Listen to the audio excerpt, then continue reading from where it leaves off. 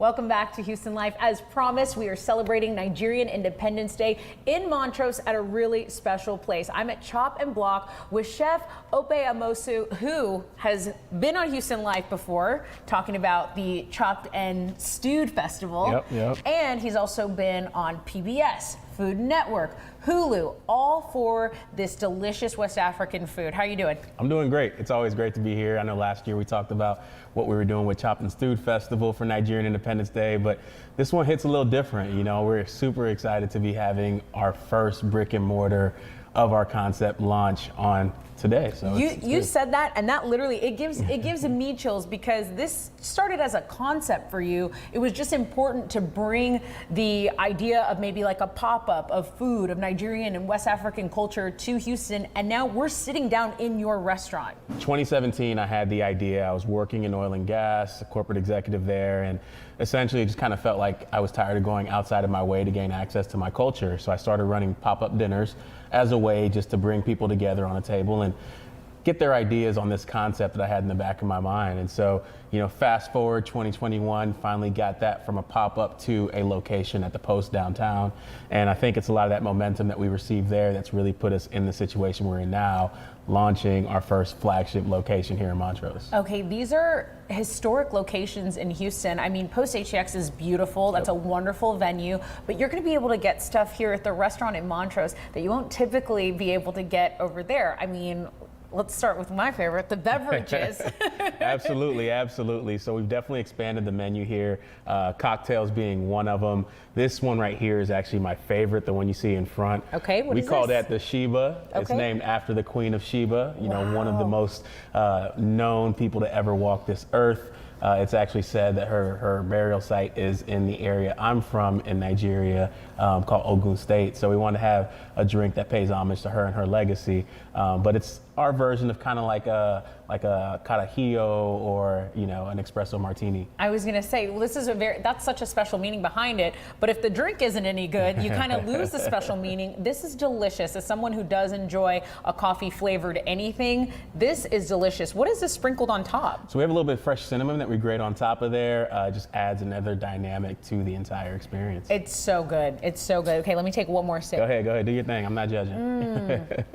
That is wonderful. So you'll be able to have the alcoholic beverages in here, and you've kind of course, stick with what is really popular at Post HEX, but you've added some other stuff. For sure. So our block pairings, like that's really what we've been known for.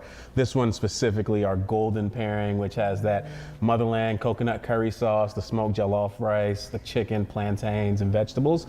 You can definitely still get this here at our location, but we're also excited to share some of our newer dishes with you as well. So this has become a quick favorite as we've been testing it out. It's called our Black Star. It actually pays homage to a few different countries. The Black Star itself is Ghana. So the rice that we use is a Ghanaian wache style rice. It has sorghum in there. It kind of gives us this beautiful purple color.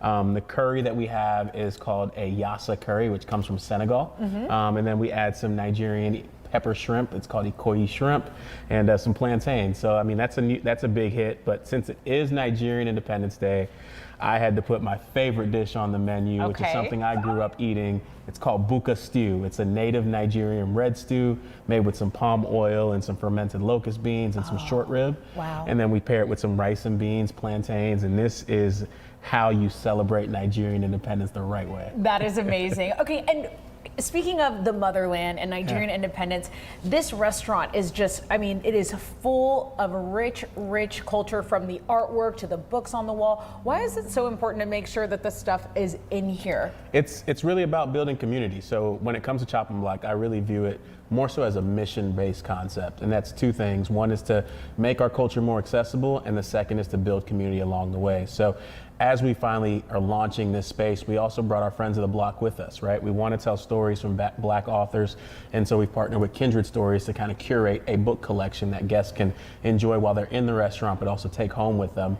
And you also see a lot of other artisans that are represented here. So this wall behind us is a nod to a native mud wall, and this is literally built out of mud. It has a lot of our native symbols on there. You'll see the Chopnblok logo. You'll see the talking drum. The top right is our cocoa and ring, which is like a cauldron we make our food in.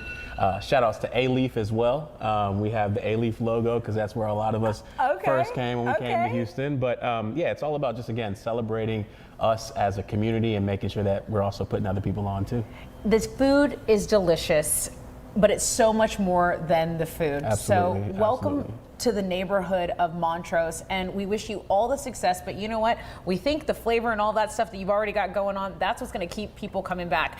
Is it just, and it's not just Nigerian people. I mean, it's people that have never been able to experience food on this level. Absolutely, yeah. I mean, that was really what the whole mission is about, right? It's to, one, be able to give the culture its flowers, but then it's also to be able to share it beyond just those who are already familiar with it. So Montrose makes so much sense for us. Montrose is also, this specific location at 507 Westheimer is part of the historic Freedmanstown, which also pays homage to where we've come as a Black diaspora. So I'm just excited to be able to have this thing finally launching. I'm excited to have you here.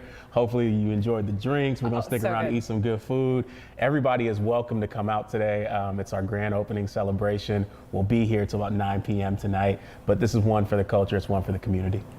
I got chills twice in this interview from just the things that you were saying, and it's not from the alcohol, but I do want to know what this drink is. I want to taste that delicious food. So guys, Houston Life, cheers. This one's for you. You know where I'll be for the remainder of the day. Happy Nigerian Independence Day, and thank you so much. Thank you, Tessa. Always a pleasure. To you, congrats. Cheers.